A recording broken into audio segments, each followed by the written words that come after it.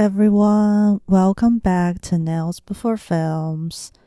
Today I'll be going through how I made the Mission Impossible Dead Reckoning Part 1 nails for my MI7 review video. The link for that is in the description. Again, this isn't really a tutorial, I'm just going through how I did the nails, so please comment below if you have any suggestions for me. Let's get right into it. For MI7, I tried making a set of nails that would come together as a whole picture, and for the thumb, I just did the movie logo. Of course, the scene I chose was the motorcycle stunt scene. I screenshot this picture from YouTube and divided it into 4 to help me get a better idea of what would be on each nail. For the supplies, again not sponsored, I used Apres Gel X Natural Coffin medium size 0, 4, 5, and 8. To prepare the nails, file off the prickly ends using a 100 grit file and buff the surface with a 180 grit file to remove the shine.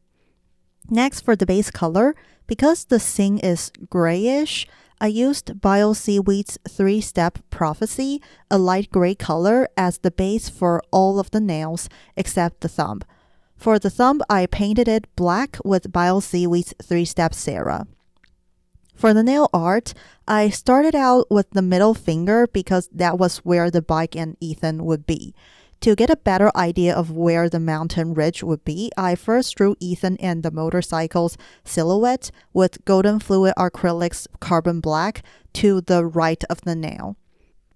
Next, I drew the ridge with a dark gray, which was flatter to the left of Ethan and started to decline to his right. Then just fill in the entire mountain area with the dark gray. Honestly, it might be better to draw the mountain first so that I didn't have to worry about accidentally covering up the black silhouette. But because the silhouette was the most important part of the picture, I wanted to get the position of that right and draw the rest of the scene around it. After filling in the mountain with dark gray, I thought the color was too close to black, which made the silhouette less prominent, so I covered it up with a lighter gray, but the color was still darker than the base. Next, I dabbed some white gouache onto the upper left of the nail as the clouds. Then, using a detail brush, I added the snow on the mountain with white. Most of the snow is near the ridge of the mountain, and there's basically no snow below his bike. Lastly, I added some more white to the clouds to make them look more layered and prominent. The next nail I did was my index finger. Holding the 2 nails close together, I drew the mountain ridge by following the left endpoint of the ridge on the middle finger.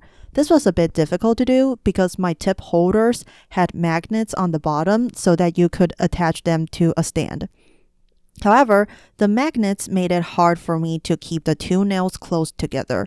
I had to forcefully keep them close with my hands and draw the ridge at the same time. So if you're trying to make a set of nails that would become a complete picture, my advice would be to use tip holders that aren't attached by magnets. Or you can stick the nails onto your fingers with the same putty you used to stick the tips to the holder. By doing so, you would have a better idea of how the nails will look together, and after roughly outlining the next nail, you can take them off and finish drawing on a stand. Anyway, for this set, the only things that span from one nail to the others are the mountain and the clouds.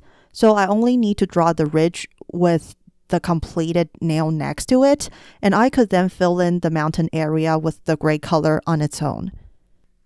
Next, I basically did the same thing to the nail of the ring finger, holding it close to the completed one and following the mountain ridge. Also, always refer back to the reference photo to see where the mountain goes up or down. For the ring finger, the ridge went down first from left to right, but then went back up slightly near the end. After outlining the ridge, fill in the area with the same darker gray as the other 2. The same goes for the pinky. Take the tip next to it, hold them close together, and draw the mountain ridge following the right endpoint of the previous nail. For the pinky, The ridge inclined from left to right.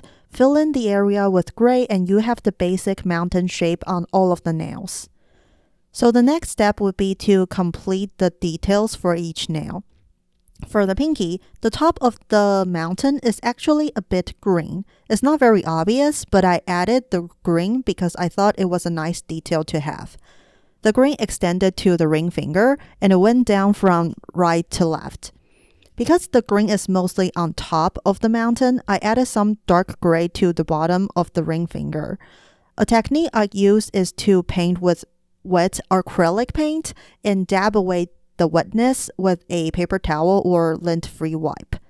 This way, the color will be somewhat translucent and blend in better with the other colors, creating a smoother transition.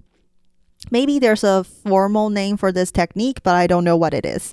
Let me know in the comments if there's a name for this. Anyway, the next thing I did was add the clouds to the index finger, but I forgot to film that. What I basically did was follow along the clouds on the left side of the middle finger and use the same dabbing technique to add white paint as the clouds. After that, I added the clouds and fog to the ring finger.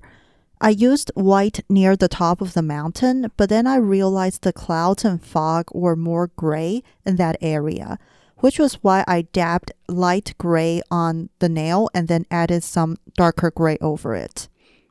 Note that the darker gray for the sky is still slightly lighter than the base gel color, but it is significantly darker than white. I then dabbed the same gray color over the remaining spaces of the index and middle fingers. Next, for the sky of the pinky finger, it was basically the same thing, just dabbing different shades of gray on the empty space. While the sky is darker for this nail, the dark gray I added at the beginning was way too dark, which was why I had to add lighter gray on top and kept putting it side by side with the ring finger to make sure the transition was smooth. After I was happy with how the sky looked all together, I moved on to the details of the mountains. I first added the snow to the index finger. Note that the snow was mostly on top of the mountains, at most halfway from the top. Do the same thing to the ring finger and pinky. Just remember to make the snow shape irregular and asymmetric. Honestly, for this set of nails, the trick is just to refer back to the reference photo as often as possible, which is why I divided the picture into 4 at the beginning. Doing so will really help you have a better idea of what goes where. Anyway, because this set of nails was mostly scenery, I put Bio-Seaweed's matte top coat on and cured. That's basically it, the stunt thing in stunt. For the thumb, I just wrote the movie name on top and tried my best to imitate the logo. I used red gouache for Mission Impossible and white for Dead Reckoning Part 1. I'm terrible at lettering and I always run out of space at the end. If any of you have some suggestions on how to letter better or how to space the words so I won't run out of space, please comment below. I really suck at this. Anyway, I put a regular glossy top coat on top of this one, cured, and the entire nail is done. That's basically how I did these 5 nails. I really like the film, but I will say I went a bit too soft on it for my review. I was just happy I could talk about a movie I actually enjoyed and kind of glossed over some of the problems with the movie. I might do another video on it once the sequel comes out. Anyway, you can always check out my full review if you're interested. Link in the description.